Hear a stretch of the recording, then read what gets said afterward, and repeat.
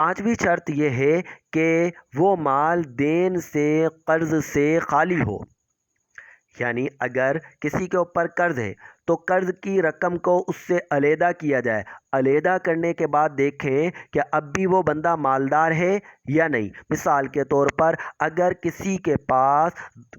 2 لاکھ روپے ہیں اور 1,80,000 اس پر قرض ہے، تو اب دیکھیے 2 لاکھ سے 1,80,000 نکالے تو صرف 20,000 بچے، اور 20,000 جس کے پاس ہو وہ شریعت کی روح سے مالدار نہیں ہے، کیونکہ اس کے پاس ہونی چاہیے تھی قیمت 52.5 تولہ چاندی کے برابر، اس کے پاس رقم ہونی چاہیے تھی۔ یہ 20,000 روپے 52.5 تولہ چاندی کے برابر رقم نہیں ہے۔ چھٹی شرط یہ ہے کہ اس مال پر سال گزر جائے،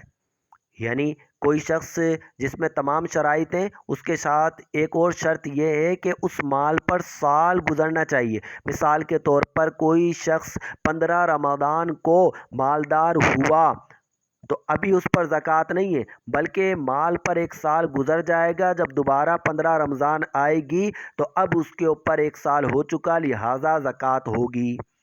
یعنی سال کے اول اور آخر میں مالدار ہو، بیچ میں اگر اس کے پاس کچھ مال کم بھی ہو گیا تو اس سے کوئی فرق نہیں پڑتا۔ مثال کے طور پر 15 رمضان کو اس کے پاس اتنی مالیت تھی جو 52.5 تولہ چاندی کے برابر رقم اس کے پاس تھی، لیکن درمیانے سال اس کے پاس کم رقم ہو گئی، لیکن جب دوبارہ 15 رمضان آیا تو اس کے پاس اتنی مالیت تھی کہ وہ مالدار ہو، تو ایسی صورت میں اس پر زکوٰۃ ہوگی۔ اللہ تعالی ہمیں احکام شرع پر عمل کی توفیق عطا فرمائے۔